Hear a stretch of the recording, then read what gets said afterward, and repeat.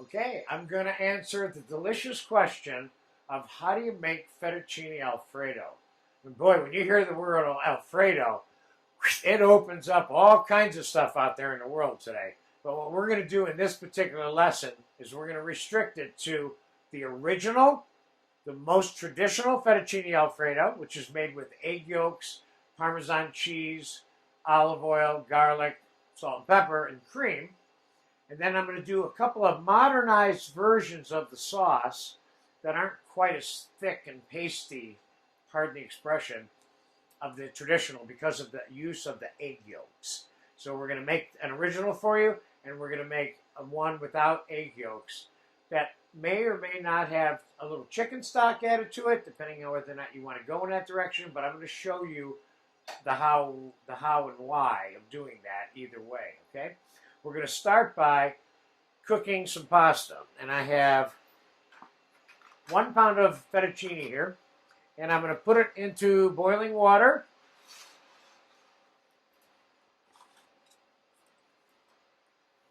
And I don't want you asking all these questions in this class about how do you cook pasta, because I want you to go to the different ways to cook pasta class. I'm going to add some salt to this, 1/4 cup. And I'm going to stir the noodle up so they don't get stuck together.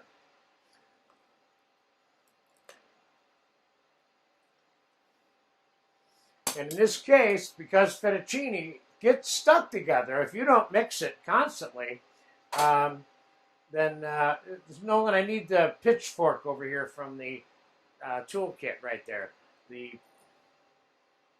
Yep. And this tool right here I love to use to mix the pasta with because it has a way of getting in and out of the noodles themselves. So while that's cooking, I'm going to put 3 cups of cream on to heat up. That's 2, and I'm adding a 1/3 cup of cream here. I may not need all 3, but since we're going to make a couple of different versions of this, we might. Let me mix that pasta a little bit more.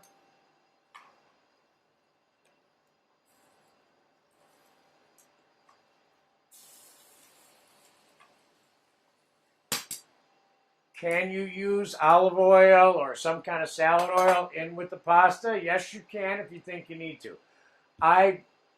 In my cooking, I tend not to use expensive virgin olive oil, of course, for that. And when I do, I'll use some salad oil.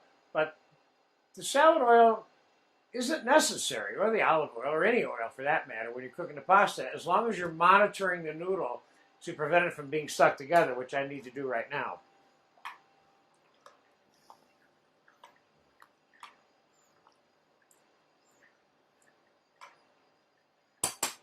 Where'd my pitchfork go here? Hold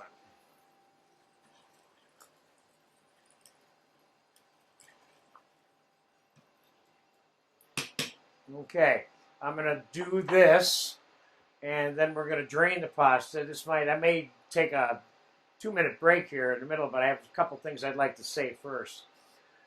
There's a difference between how many people cook or drain their pasta, and I'm going to cover that in the how to cook store pasta class, or lesson rather.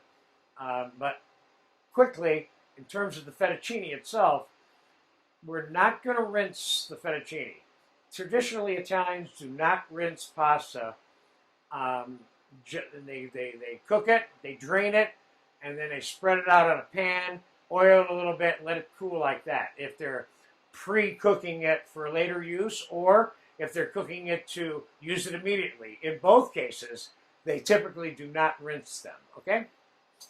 There's a certain flavor that is left behind residually with the pasta that gets rinsed away when you shock it with water, whether it be cold, warm, or whatever.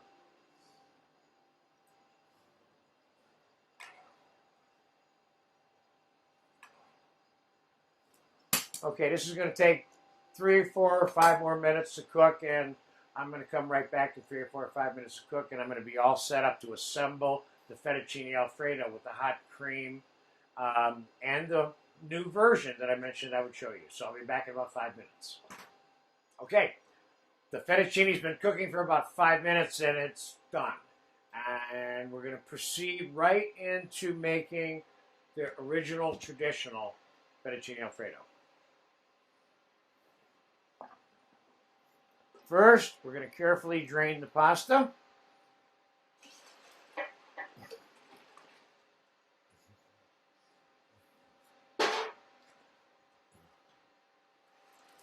Just hold on a second there.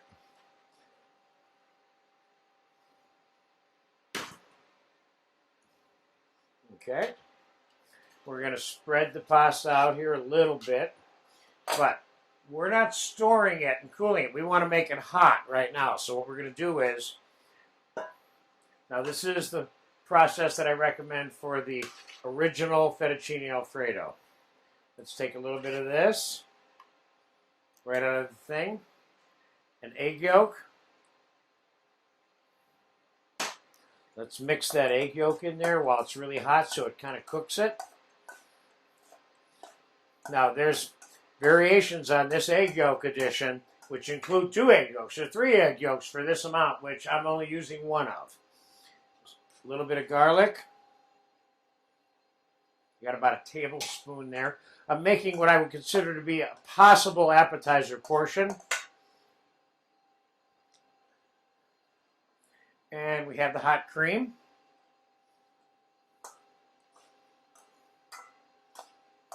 I put, I don't know, about a half a cup in this here. And we have fresh ground black pepper. And we have Parmesan cheese, about a teaspoon of pepper, if that. And the cheese is kind of left up to you. But their traditional one tends to be a little bit thick and pasty, like I said before.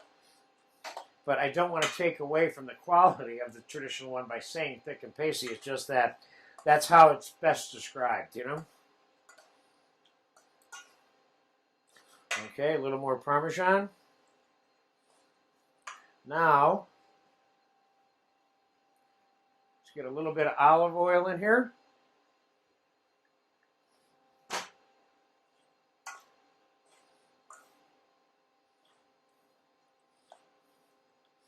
And let's get a plate.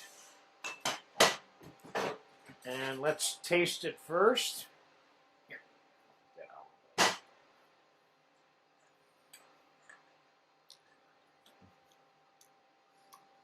This is good. Needs a tiny bit of salt.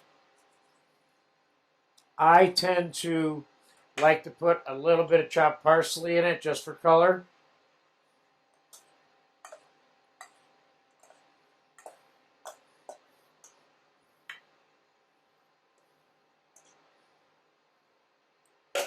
And I would normally put a little bit of ground Parmesan on the top, like that. And I'd like to put a little bit of fresh Parmesan pieces, like this, on it. Or you can make chips and chop them up on a cutting board too. And then I would put a little bit more olive oil on top. And there it is. There it is, the original fettuccine Alfredo. Now, as this sits, it gets a little bit thicker. And again, like I said, the addition of Parmesan cheese is what has a way of making it thicker. But that is the rich original Alfredo, which is really good. And now we're going to take a time-elapse break so I can clean up the table. I'm going to bring you back and show you a couple of other versions of making Alfredo and just making Alfredo sauce, which you could use for a host of things. Nowadays, it's being found everywhere, including on steak, chicken, fish, vegetables, or just about anything. So the science of making a good Alfredo sauce that isn't part of this last-minute traditional preparation, but is now being utilized and appreciated by so many people, I thought it was important to include it in this particular lesson. So I'll be back in a minute with the other Alfredo, plus. Okay, making Alfredo sauce and then incorporating it into pasta that's been pre-blanched, which is what we're going to do when we assemble this version of fettuccine Alfredo.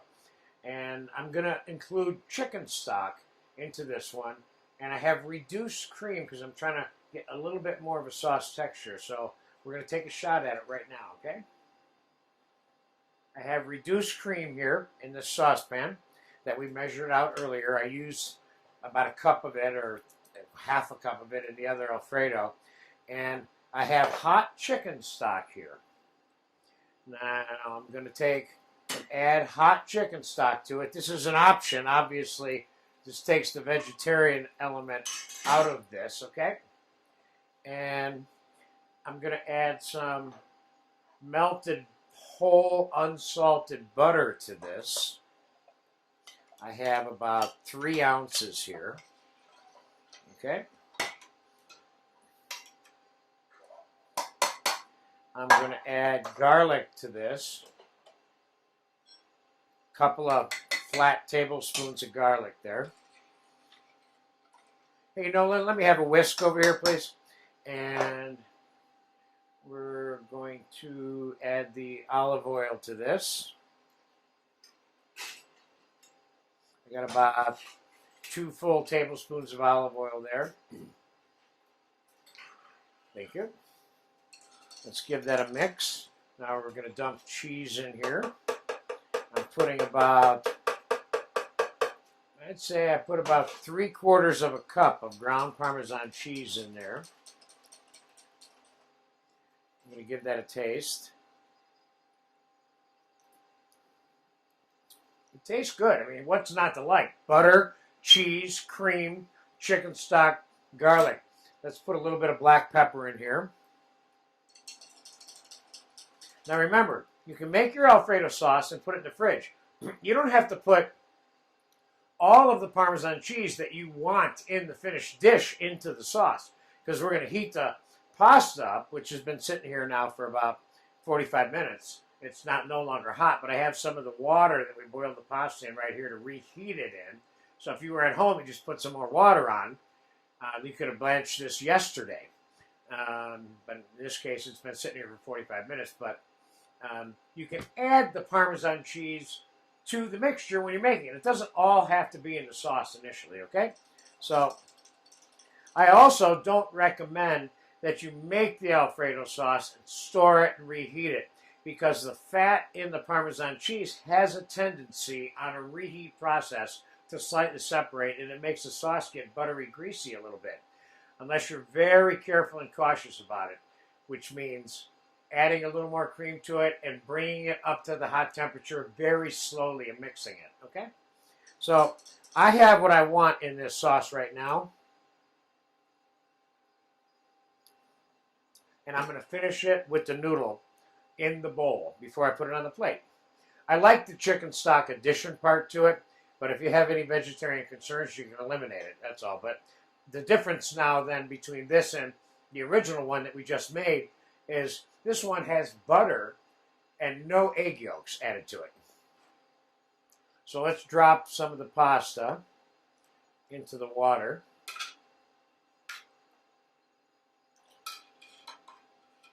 And let's fish it out, because this water is really hot, as you can see.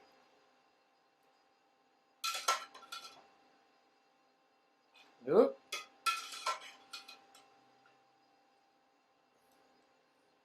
That's enough for a meal right there. Now, we'll take some of the sauce. Just pour it right on it. Now, in my case, I'm going to want more Parmesan cheese, but this is looser. And typically at this stage right here, because once the noodle hits the sauce, it begins to absorb the sauce, and this can become pasty too. So what makes this different and slippery, as I would describe it, would be the chicken stock added to the cream and then the olive oil added at this stage too. And not quite as much Parmesan cheese as one might see in a traditional Alfredo. But I still want more in there. So this one's a little looser, it's slipperier, and if you put this on a family style table along with some other things, and this is people are helping themselves out of the bowl, and it sits there a little bit longer. This would be the version to go with because it's not going to get pasty. The one with the egg yolk and the Parmesan, as it sits, it gets thick. Okay? So, we're going to give this one a taste. And I want to remind you, as you are well aware, if you've been eating in the United States for any period of time, that this sauce and this dish is served with so many different things. Grilled shrimp, not grilled shrimp, poached chicken, grilled chicken, roast chicken, chopped chicken, beef, you name it, fish, grilled fillets of fish, diced up fish, anything. So this is for your pleasure, is really what it is. And what I'm trying to say is that understanding how to make the sauce will satisfy a lot of people that you feed. And you can do your version of how it should be served, not mine. So let's get a taste of this. This is good. I like it just like this. It's kind of slippery. Let's get it on the plate. The sauce is wet, a little wetter than the other one. You see there? But it also has that chicken stock depth of flavor added to it, which is very, very cool.